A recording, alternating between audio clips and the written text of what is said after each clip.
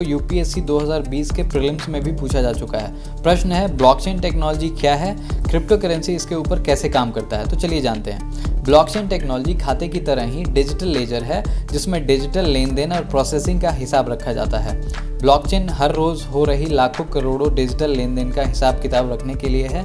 यह एक सार्वजनिक खाता है जिसका हर कोई निरीक्षण कर सकता है, परंतु जिसे कोई भी एकमात्र व्यक्ति नियंत्रित नहीं करता। ब्लॉकचेन पर हर ब्लॉक में अपने हैश होते हैं और ये हैश एक डिजिटल कोड होता है।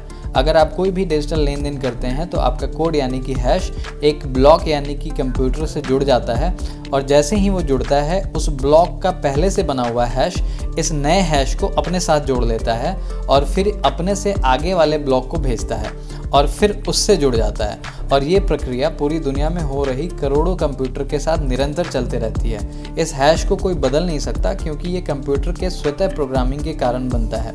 अगर किसी ने इस ब्लॉक के हैश यानी कि कोड के साथ छेड़छाड़ करने की कोशिश की तो पूरे नेटवर्क में बने हुए करोड़ों हैश और ब्लॉक की चेन को बदलना होगा जो एक दूसरे से जुड़कर स्वतः ही बने हैं। अब कोई एक साथ करोड़ों कंप्यूटर के हैश या कोड को बदल दे यह एक तरह से असंभव है।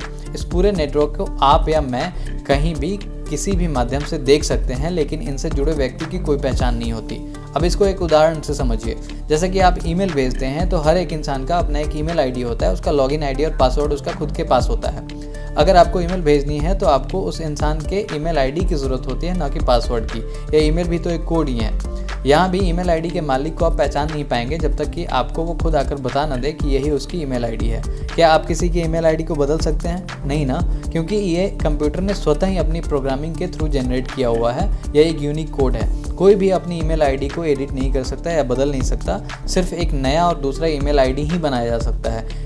आपके ईमेल आईडी को पूरी दुनिया देख सकती है, लेकिन उस ईमेल आईडी से ये कोई नहीं बता सकता कि आपकी ही ईमेल आईडी है, या ये भी नहीं बताया जा सकता कि उस इंसान के खाते में कितने बैलेंस है। ठीक ऐसे ही ब्लॉकचेन काम करता है।